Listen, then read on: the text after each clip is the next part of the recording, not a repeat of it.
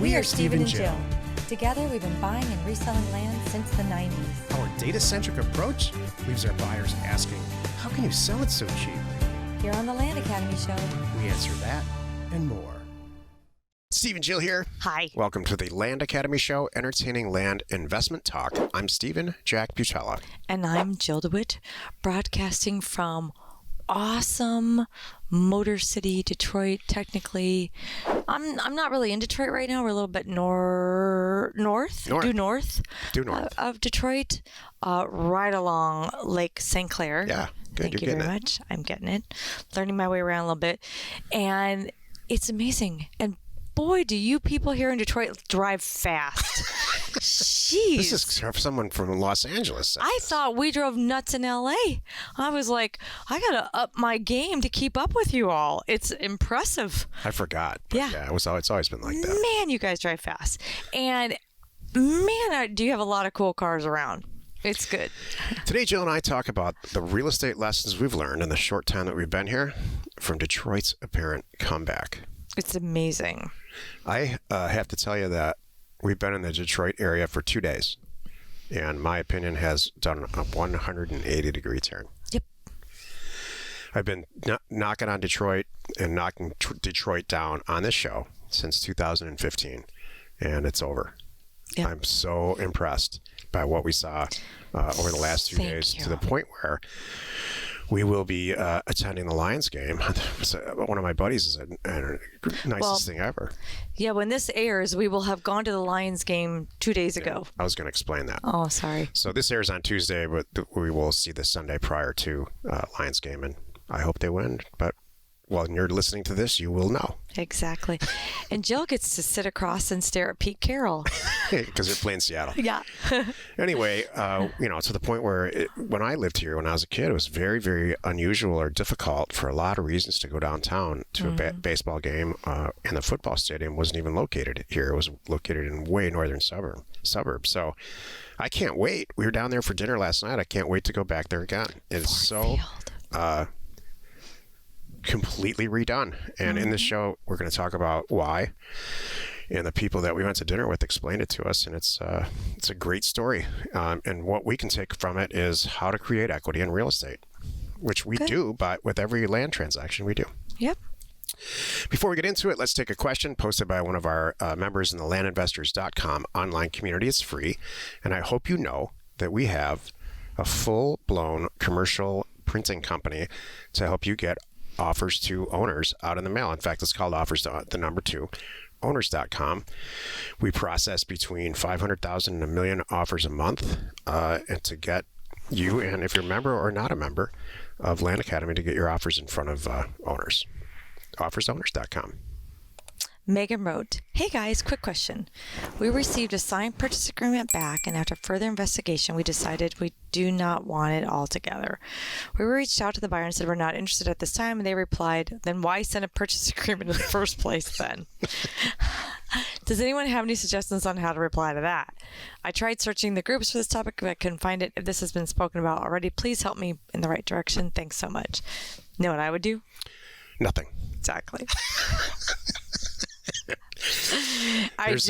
And we're done. They're not expecting a response, honestly. And then again, there's a lot of responses in Discord from other members, and because this happens to all of us. Yeah. There are contingencies in every contract, every good real estate purchase agreement or contract that allow for people to change their mind. Maybe it's within a certain amount of time. Maybe there's non-refundable money. But in our case, if she used, I hope you used, Megan, the template that's on offers to owners, it's the same exact one that we use, and it says, look, we want to buy your property for $35,000, but it's pending our research and pending our due diligence, and pending the confirmation of the size and the condition of the property and all that stuff. There's like 3 or 4 outs in there, and so if they sign it and send it back, that's not a binding contract, not for either party. It's a purchase agreement, and let's just all see if it all pans out. At a certain point, it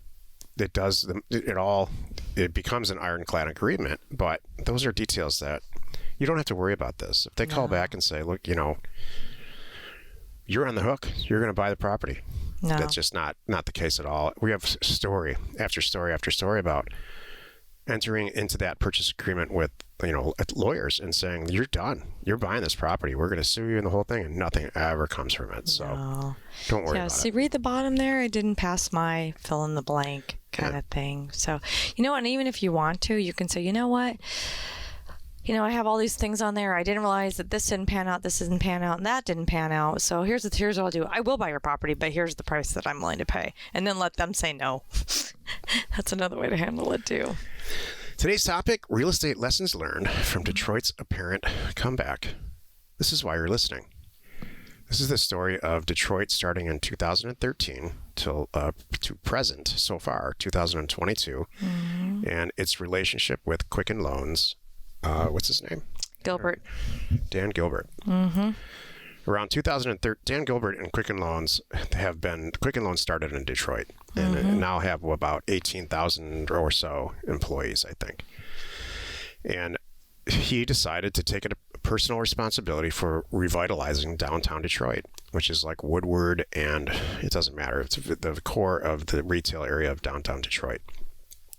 So in 2013, he raised some capital. He announced it in 2007 that he's making that move.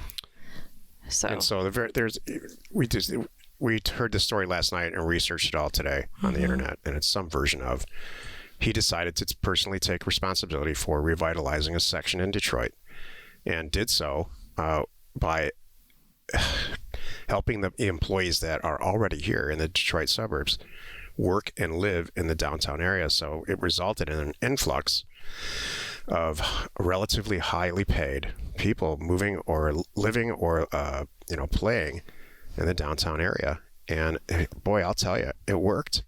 He bought a ton of property for pennies on the dollar, which is what we're in the business to do. And I mean, commercial buildings, raise the capital to clean them all up. And he's got all kinds of Class A tenants in there.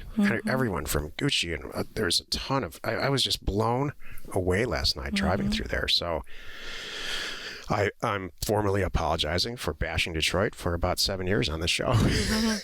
This is really amazing, this article. It's, I'm not sure who wrote this particular article, but it just how much money that he's been pumping into this city and all the good that's come over it. Like, it happened in 2007. He made the announcement to move the headquarters from Livonia to downtown Detroit. They couldn't come to terms on to construct a new building, so they plan on moving their headquarters to the CompuWare building, and that was completed in 2010. I guess they renovated that. The building, now known as One Campus Martius, is the home of the headquarters, Benzinga headquarters. So 2013, that's when Detroit became the largest city, of course, to declare bankruptcy. You don't need all that details. And my point is, how does this all tie into, he did it. And the details you can research yourself. But how does this tie into what we do? There's two ways to create equity in real estate. You can buy a piece of property for less than it's worth and then go and sell it for what it's worth a minute later, or very, very as soon as possible, which is what we do. We happen to do it with land and not houses and not commercial property, but you can do the same thing with both of those. Or you can do improvements. You can buy a piece of property, hopefully for less than it's worth, do a bunch of improvements to it, and then decide what your exit's going to be. Maybe you hold it and lease it forever. Maybe you cross-collateralize it with other real estate and play a financing game and get your cost of capital way down. There's all kinds of stuff you can do, but it all involves the improvement or the perceived improvement of property, and this is what he did. He didn't just do it with one building. And he did it by moving his people in and moving his employees real in, estate, helping them have a better life and a cheaper cost of living and a better a better way to live. I'm truly just amazing and impressed. But none of this would have happened if he didn't have to revitalize anything. So at the root of this, he was recreating or creating equity from commercial real estate. He's buying these huge, iconic buildings from Detroit's heyday for just pennies on the dollar, and gutting them and cleaning them up and making them usable. He's also talking other people into coming with him. Like, he and the Stephen Ross, the Miami Dolphins owner, each donated $5 million to Wayne State Law School in 2016. Wayne State's been down there forever. Isn't that I actually took cool? class at Wayne State Law That's School. really cool. That's just awesome. They're really believing in Detroit. That's really what's going on. So that's what we can learn. It's really an equity play in the bitter end. I do think that he's been so successful, and the people that he's with have been really successful with Rocket Mortgage and Quicken Loans.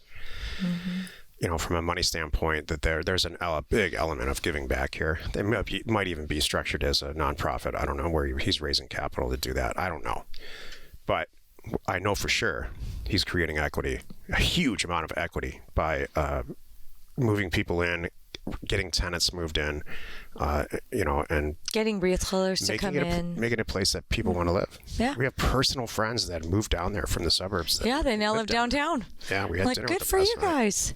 That's something I never thought would have happened, ever. Totally.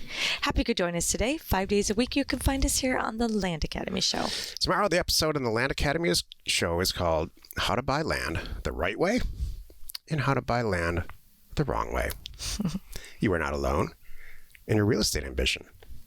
I can't wait to go see this football game. We're going to stay We're going to stay in the Shinola Hotel. We have reservations to do that, which has been all through the downturn from Detroit. A group of people got together as watchmakers, skilled laborers got together and created a company called Shinola. And it's the only watches I buy for that reason. I thought it was a great way to turn, something not so positive into a prosperous, positive venture. Exactly.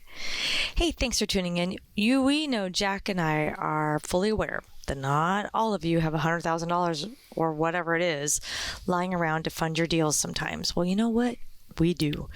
And we're happy to do it. And by the way, there's so many people within our community that fund other members' deals as well. So to find out more, go to landinvesting.com, or as always, send a note to my team and they'll point you in the right direction at support@landacademy.com. We are Jack and Jill. Information and inspiration to buy undervalued property. We hope you found our content valuable and we appreciate your support. If you have not already, please check out our channel and hit the subscribe button. And your comments and suggestions help us to create the content you're here for. Hitting the like button helps to support our channel's algorithm and gauge your interest for future shows.